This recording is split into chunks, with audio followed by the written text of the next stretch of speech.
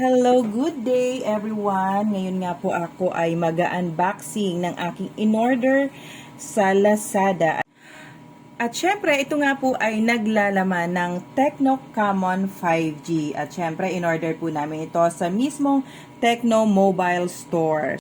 Actually, ito pong phone na to, ito yung aking unang-unang phone na binili para sa sarili ko. Ito yung makukonsider ko as ibinili ko po na brand new para sa sarili ko. Kasi before, ang mga phone ko po ay lahat second hand or pinaglumaan ng asawa ko or pinaglumaan ng anak ko. So, uso na nun ang mga phone na touchscreen, pero ako nga po ay nakakipad pa rin dahil hindi naman po ako mahilig sa cellphone.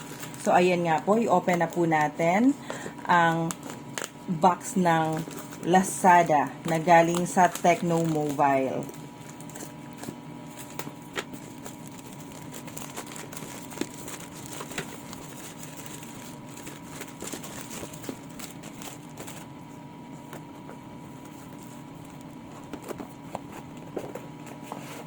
So po kung makikita po natin, talagang maayos naman po ang kanilang pagkakabox. Ayan po, medyo mahirap nga lang po ang tape tanggalin. Ayan, so pagkatapos ng box, meron na naman po silang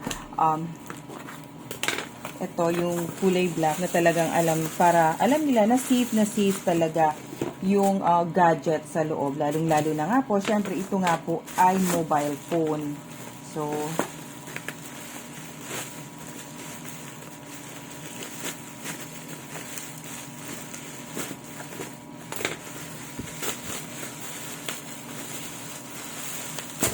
ito nga po pala ay in-order namin noong April 3 at syempre yun po ay meron silang time na binigay at yun nga po ay 8 PM ng gabi. So ang ginawa ng anak ko ay talaga namang nagpa-alarm kami na before 8 para maabangan namin yung kanilang sale at ito nga po ay na-avail namin ng 999 lang. So 9,999. Ito po ay last April 3. At ngayon nga po ay April 5 na. Kanina po ito dumating na April 5. Ayan na nga po. Ayan. Camon Tecno 35G. So, ayan po.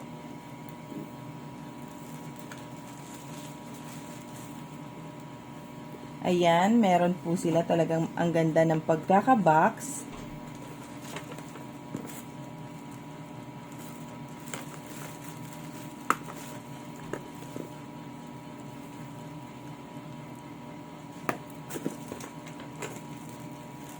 Minsan po talaga mas maganda pa rin yung mag-aabang tayo ng mga sale sa ganitong mga online shop. Actually, bago ako nag-decide na bumili nito, talagang pinag-isipan kong mabuti.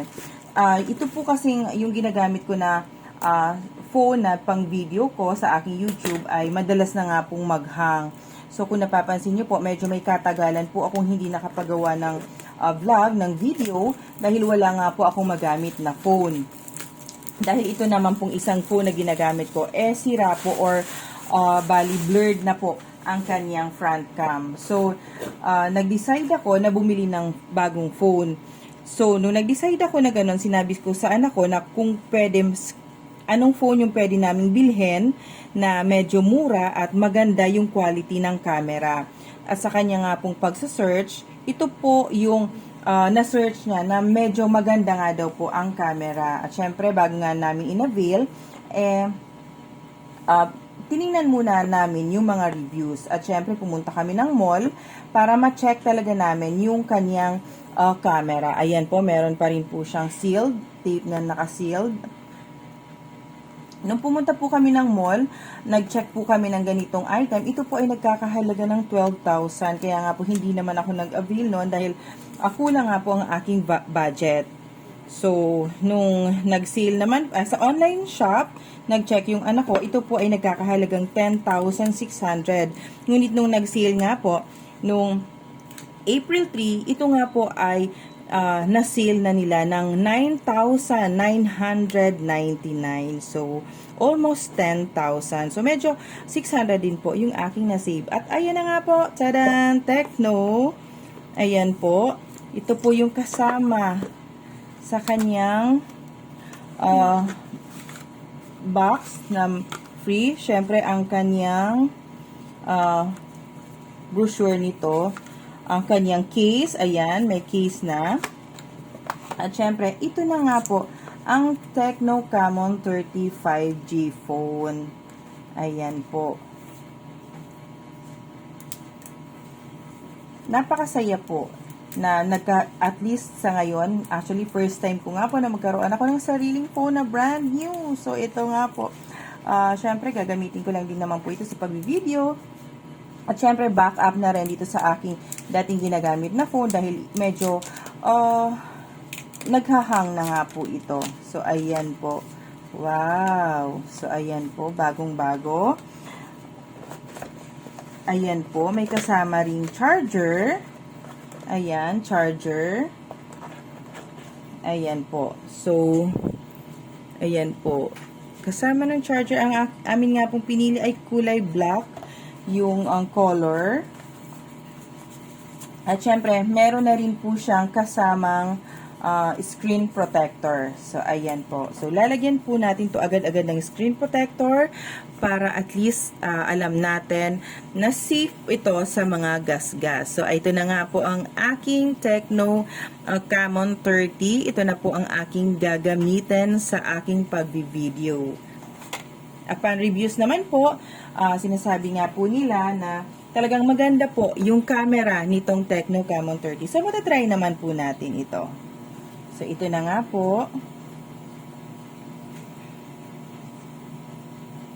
Ayan nga po, i-check natin.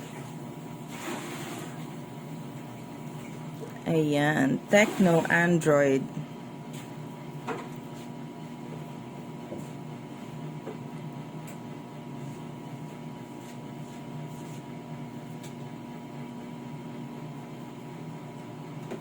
For the first time, nakahawak rin ng brand new phone.